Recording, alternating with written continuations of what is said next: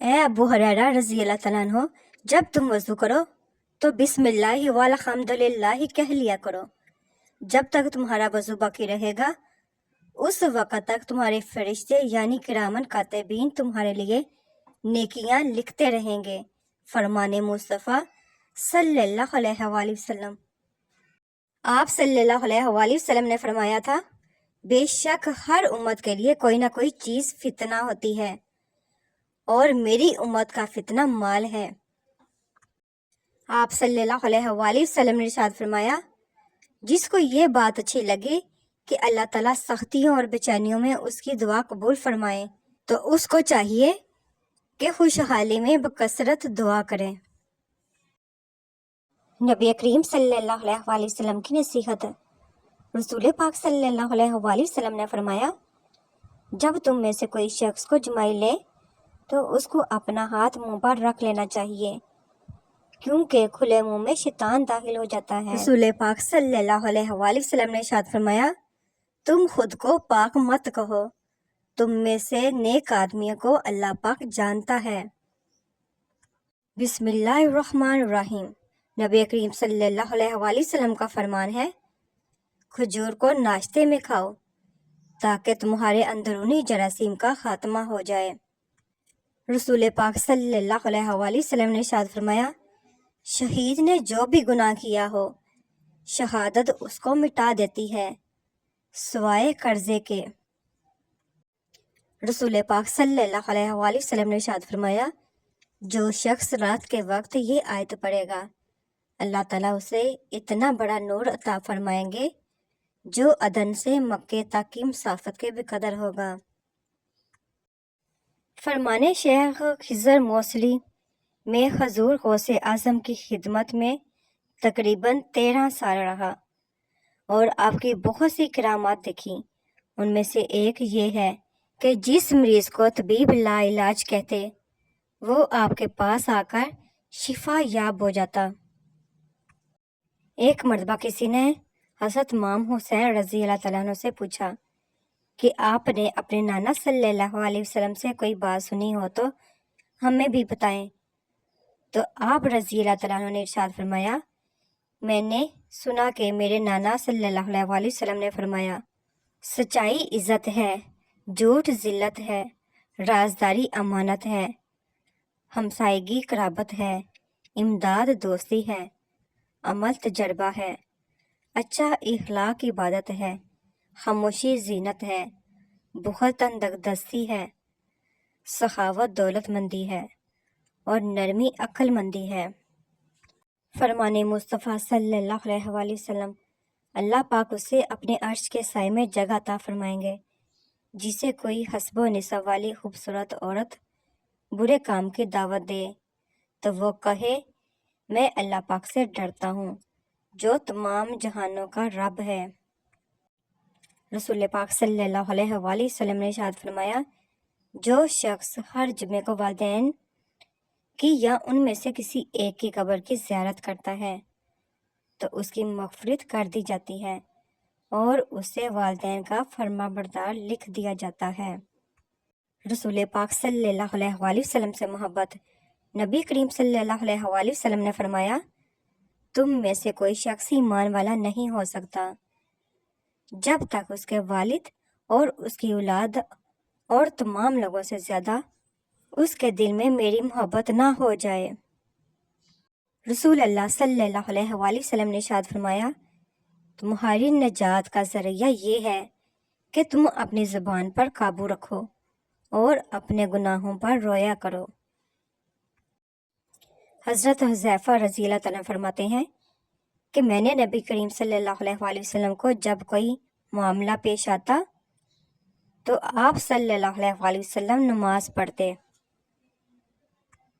ارشاد باری تعالیٰ، اے ایمان والو، اللہ تعالیٰ سے ڈرو اور سیدھی سیدھی سچی باتیں کیا کرو۔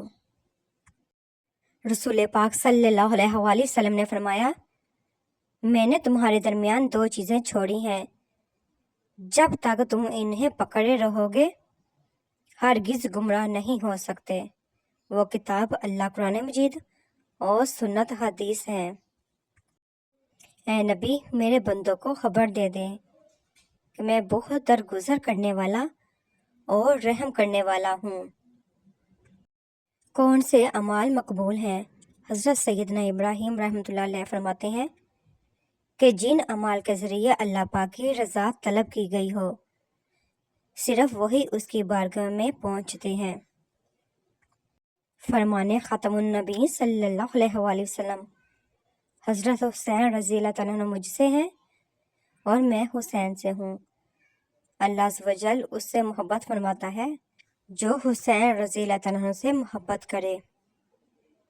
فرمان مصطفیٰ صلی اللہ علیہ وآلہ وسلم، بے شک قیامت کے روز انسان کے پاس اس کا کھلا ہوا نامہ مال لایا جائے گا۔ وہ کہے گا میں نے جو فلاں فلاں نیکیاں کی تھیں وہ کہاں گئیں؟ کہا جائے گا تو نے جو غیبتیں کی تھی اس وجہ سے مٹا دی گئی ہیں۔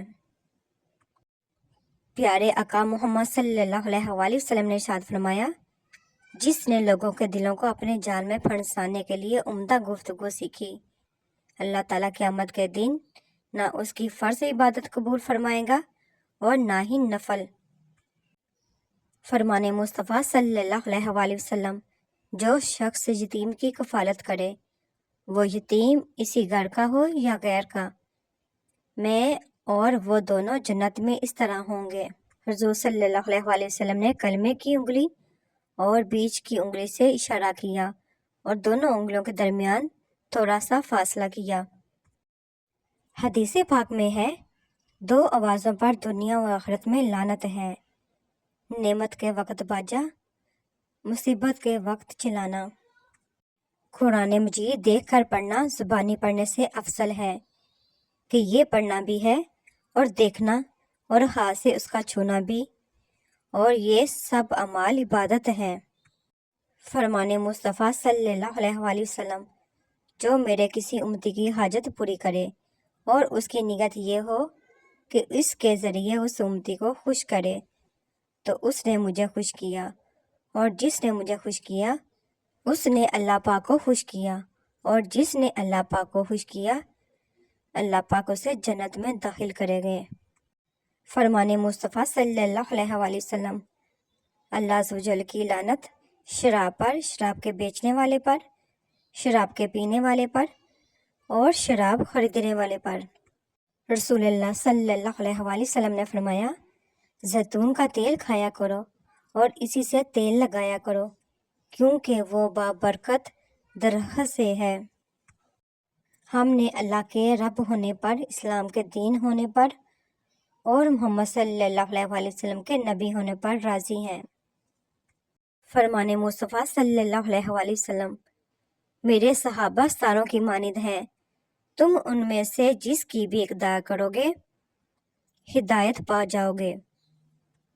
نبی کریم صلی اللہ علیہ وآلہ وسلم نے فرمایا، ترجمہ، ہر قدم جو تم نماز کے لیے چلتے ہو صدقہ ہے۔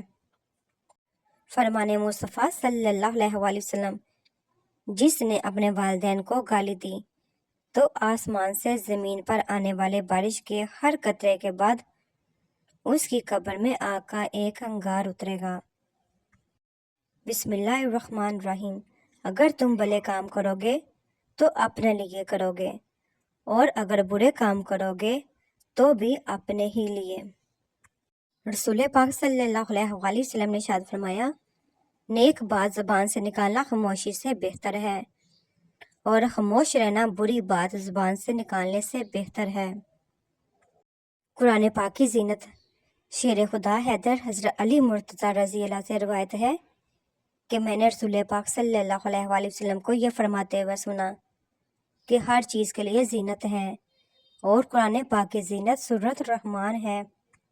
حضرت انس رضی اللہ عنہ فرماتے ہیں کہ میں نے حضور صلی اللہ علیہ وآلہ وسلم کے جسم مبارک کی خوشبو سے بڑھ کر کسی عنبر، کستوری اور کسی چیز کی خوشبو کو نہ پایا۔ نبی زندہ ہے، حدیث پاک میں ہے، یعنی انبیاء زندہ ہیں اور اپنی اپنی قبروں میں نماز پڑھتے ہیں۔ بے سکونی بڑھ جائے تو عبادت کا وقت بڑھا دو اور اللہ پاک سے بات کرو اور اپنے دکھ کا مداوع اسی سے مانگو، وہی رحیم و کریم ہے۔ بے شک رسول پاک صلی اللہ علیہ وآلہ وسلم نے ارشاد فرمایا، ہر شے کی ایک بلندی ہوتی ہے اور قرآن پاک کی بلندی سورۃ بقرہ ہے۔ ہر چیز کا ایک خلاصہ ہوتا ہے اور قرآن پاک کا خلاصہ سورۃ فاتحہ ہے۔ اس میں ہر مرض کی دعا ہے۔ ہر شے کا ایک دل ہوتا ہے اور قرآن پاک کا دل سورہ یاسین ہے۔ جو اس سورت کو اللہ پاک کی رضا کے لیے تلاوت کرے تو اس کے اگلے پچھلے گناہ معاف کر دیے جائیں گے۔ رسول پاک صلی اللہ علیہ وآلہ وسلم نے ارشاد فرمایا، جو کسی تنگ دست کو مہلت دے یا اس کو معاف کر دے، اللہ تعالیٰ اس کو قیامت کے دن اپنے عرش کے سامنے کی جگہ دے گا، جس جگہ اس کے سائے کے علاوہ کوئی سایہ نہ ہوگا۔ سیدنا ابو ہریرہ رضی اللہ تعالیٰ سے روایت ہے کہ رسول پاک صلی اللہ علیہ وآلہ وسلم نے فرمایا، جو آدمی اپنے بستر پر سونے لگے اور اللہ تعالیٰ کا ذکر نہ کرے تو یہ اس کے لیے گھبراہٹ کا باعث ہوگا۔ حدیث قدسی، تو عجب ہے اس پر جو جانتا ہے کہ اسے اکیلے مرنا، اکیلے قبر میں داخل ہونا اور اکیلے ہی حساب دینا ہے، پھر بھی لوگوں سے انسیت رکھتا ہے۔